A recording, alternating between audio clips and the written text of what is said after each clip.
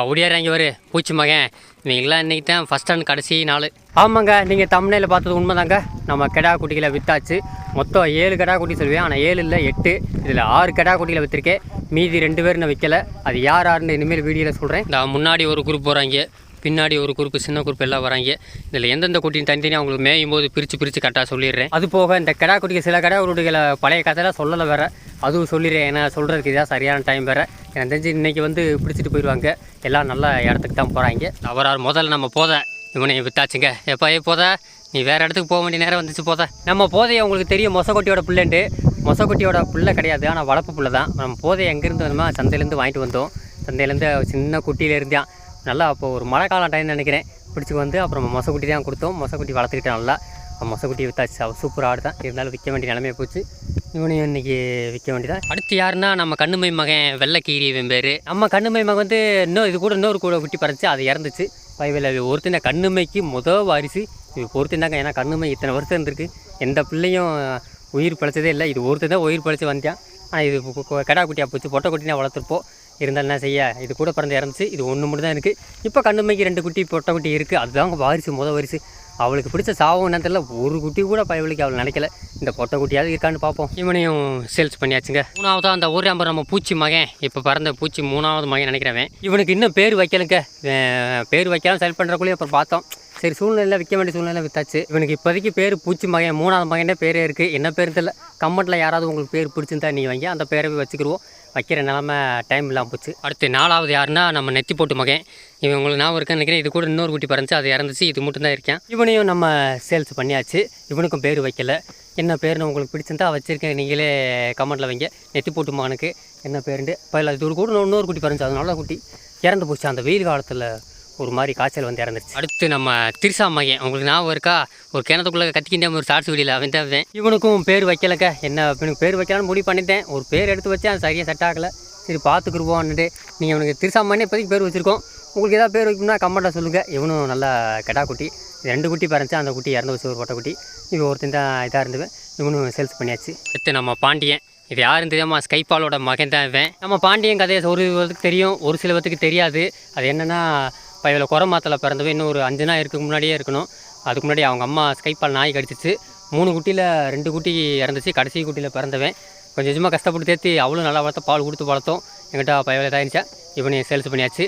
இப்போ நான் சொன்ன அந்த 6 குட்டிகளும் இன்றைக்கி எல்லாம் ஒரே இடத்துக்கு போகிறாங்க. எல்லாம் வளர்ப்புக்கு தான் போகிறாங்க. நல்ல ஒரு பண்ண மாதிரி இருக்க வளர்த்து தான் போகிறாங்க. இன்னும் அதுக்கப்புறம் 2 பேர் சொன்னேன், நண்டு மகன்.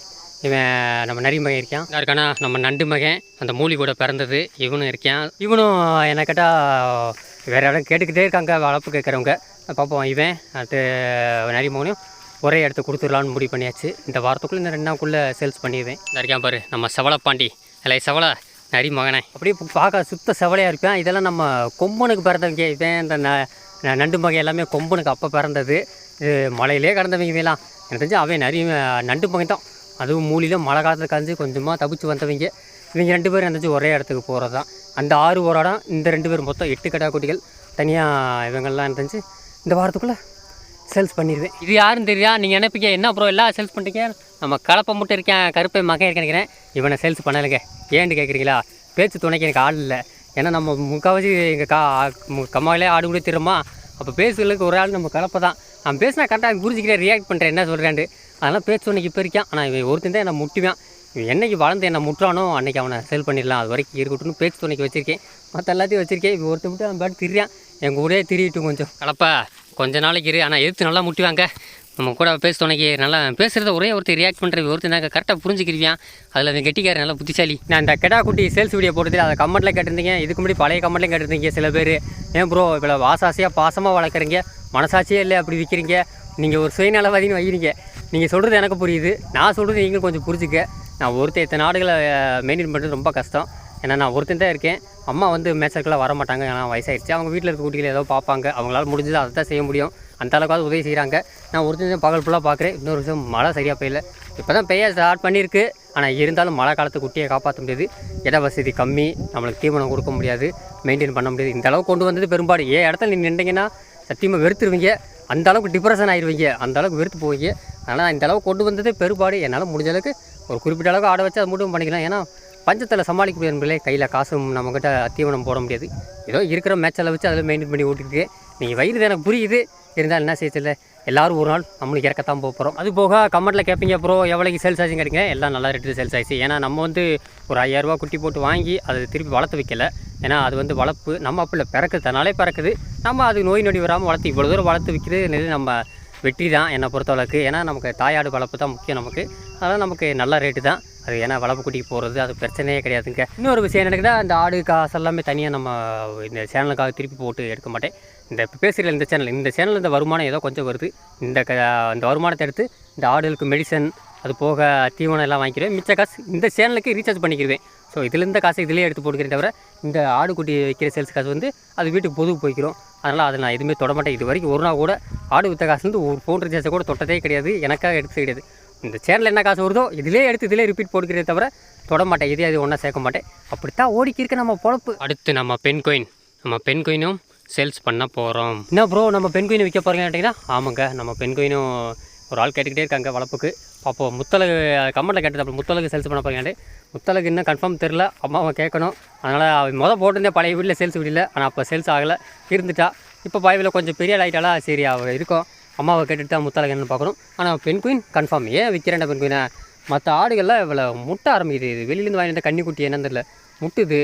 இது தாய்க்கு இப்படித்தான் சென்னையாக இருக்கும்போது முட்டி அந்த ஆடை இறந்து போச்சு, உங்களுக்கே தெரியும். கன்னிக்குட்டியை நம்ம ஆடு சேர்க்கவே மாட்டேன்றது என்னாண்டே தெரில. இவ்வளோ அதை கூட்டத்து கூட மேய மாட்டாங்க, தனியாகவே மேய்வா. அதனால் இப்போ சென்னையாக இருந்தாலும் வகுத்தில் முட்டிடும், கரைக்குட்டி போயிடும். அதுங்க அம்மா கடந்த மாதிரி இவங்க நடத்துன்னு பார்த்தேன். அதனால் அது வேற ஆள் வளர்ப்பு கொடுத்தா நல்லாயிருக்கும் குட்டி. ஏன்னா நம்ம இதுக்கு முன்னாடி இதோட குட்டி அக்கா விட்டோம், அது நல்லா பெரிய ஆடாக மாறிச்சு. அதே மாதிரி நம்மக்கிட்ட இருந்தால் இது ஒன்றும் ஆகாது, மாற்றி கொடுத்துருன்னு முடிவு பண்ணியாச்சு. இவளும் சேல்ஸ் பண்ண போகிறேன். பாருங்கள் மற்ற ஆடு எல்லாம் எங்கிட்ட ஒன்றா மேய்தா, இவ ஒன்று மட்டும் தனியாக மேயும். காரணம் எல்லா ஆடுகளும் முட்டுது, பயந்து கொட்டத்துக்கு வெளியவே படுக்குங்க. டெய்லியும் கொட்டத்துக்குள்ளே வராதுங்க ஆடுக்கு பயந்துக்கிட்டு. கூட்டத்தோட ஒரு ஆடு சேரலாட்டிவ்னா போச்சு. அது என்ன தெரியுமா, அவ்வளோதான், மற்ற ஆடுக்கு சேர்க்காமலே இருக்கும். அதனால் இப்போ கரெக்டாக இப்போ தாங்க எனக்கு தெரிஞ்சு 2 மாதம் 3 மாதக்கிட்ட வரப்போ போகுது. நல்லா சினையாகிட்டா. தலையது தான் இப்போ இவ்வளோ யார்ட்டாவது கொடுத்தாலும் குட்டியாவது போடுவோம். அதனால் இவ்வளோ கன்ஃபார்ம் பண்ணி சேல்ஸுக்கு கன்ஃபார்ம் பண்ணியாச்சு. நம்மக்கிட்ட இருந்தால் கண்டிப்பாக சொல்கிறேன், வளைச்சி முட்டுங்க மோசமாக. பெண்கோயின் இங்கேயே இருந்தால் பஞ்சத்தில் கஷ்டப்படுவேன். ரொம்ப காஞ்ச புல்லாக கிடச்சிக்கிருக்கேன். இப்போ தான் கொஞ்சமாக தேர்ந்து வருது. பாருங்கள், நீங்கள் தெரியும், கொஞ்சம் வயிறு நல்லா தெரியுது. பார்ப்போம், இன்னும் ஒரு 3 மாதத்தில் குட்டி போட்டுருவா. ஸோ அதுக்குள்ளே நம்ம இந்த வாரத்தில் இவ்வளோ சேல்ஸ் பண்ணிடணும். இவங்க என்ன தின்ட்டா இங்கே வரு, இவ கிட்டே வரமாட்டாங்க. ஃபோனை பார்த்தாலே தெரியல, ஓடி போயிடுவா. இந்தா தின்னு, உனக்கு ஒரு நெத்தை எடுத்து வந்துருக்கேன் பாரு. இதில் கிட்டே வர பயந்தே போயிட்டா பைய உள்ள. நீ உனக்கு எனக்கு வேணாம், நீ பெரிய இல்லை, ஐயா எக்கு போட்டுருவேன். அவள் பாவ சின்ன அதெல்லாம் எக்கு போடவே மாட்டா. நான் பெண்கோயின் உங்கள் அம்மா கணக்காக இப்போ தான் கொம்பு நல்லா வளர்ந்து எனக்கு தெரிஞ்சு ஃபியூச்சர் நல்லா பெரிய ஆளாக வந்துடுவா. இருக்கும் நம்ம வெள்ளை கிரிக்கு ஒன்று கொடுப்போம். இவன் கொஞ்சம் அப்புறாணி இந்தரா எத்து இந்தரா கண்ணுமே மகனே, இப்போ ஆடுக்கு வருவியா, மேட்சில் வர்றது தெரியாது போகிறது இந்தரா நெத்து தூக்கி போகிறேன்டா. பார்க்க மாட்டேன், இப்போ தான் பார்க்குறேன். கொடுத்தா கையில் கொடுத்து வாங்க மாட்டேன். அப்புறம்டா நான் பூச்சி உனக்கு வேணுமா, கருவாச்சி வேறு இருக்கா, ஒருத்தனை கொடுத்தா போதுமே எல்லோரும் வந்துடுவாங்க. இந்த இருக்கோர் பக்கத்துலேயே இருக்குது, எவனும் பார்க்காம இருக்காங்க. இந்தா உனக்கு ஒன்று, இந்தா பூச்சே உனக்கு ஒன்று, ஆளுக்கு ஒன்று, அவ்வளோதான் எடுத்துருக்க. அவ்வளோண்ணே, இந்தா ஒரு நெத்து கிடச்சிருக்கு, தூக்கி போகிறேன், கேட்சி பிடி பார்க்கலாம். பார்த்துட்டா பய உள்ள அதில் கரெக்டாக இருப்பான். நேற்று மழை பெஞ்சிருக்கு, தர கொஞ்சம் ஈரப்பதமாக குழுன்னு தாங்க இருக்குது. நல்லா ஈரப்பதம் கொஞ்சம் பரவாயில்லாம தான் பெஞ்சிருக்கு போல. கடைசியாக பெரிய வீடியோ பார்த்துருப்பீங்க, சாயந்தரம் மழை வந்திருக்கும்ட்டு. அதில் வந்து கொஞ்சம் சாயந்தரம் தான் கம்மியாக பெஞ்சி, மதியம் பெஞ்சு தான் ஒரு 1/2 மணி நேரம் நல்லா பெஞ்சு. அதெல்லாம் கொஞ்சம் ஈரப்பதம் இருக்குது. அப்படியே தொடர்ச்சி இன்றைக்கி ஒரு நாள் அப்படியே வரிசையாக 2 நாள் பெஞ்சுன்னா அந்த ஈரப்பதம் இருந்துக்கிட்டு இருக்குது. புல் இந்த கொஞ்சமாவது புல்லாவது முளைக்கும். அப்போ இன்றைக்கும் கொஞ்சம் மழை தெரியுது. அப்படி தான் மழை பெஞ்சோம் லைட்டாக பாருங்க. ஒரு நாள் தான் பெஞ்சு லைட்டாக பசப்படிக்க ஆரம்பிச்சிச்சு.